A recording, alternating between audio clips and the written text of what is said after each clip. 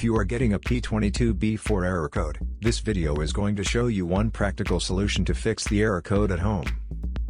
Use the Zeus app to scan your vehicle and see the error code P22B4. It indicates that the powertrain control module has detected a reference voltage that is not within the range from the bank 1 sensor to oxygen sensor. Here is a simple DIY method you can try to solve this problem. Method A, the oxygen sensor. This oxygen sensor is located right after the catalytic converter.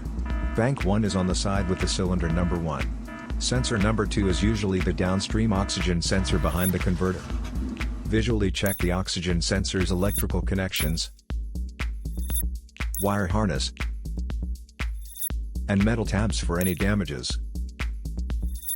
If the damages are found, then replace the oxygen sensor. If there is no damage found on the oxygen sensor, you would need to take your car to consult professional mechanics. So here is one of the most practical solutions to fix the P22B4 error code. After the repair, you can now use the Zeus app to clear the error code. And tap the rescan button one more time to make sure everything is fine with your vehicle.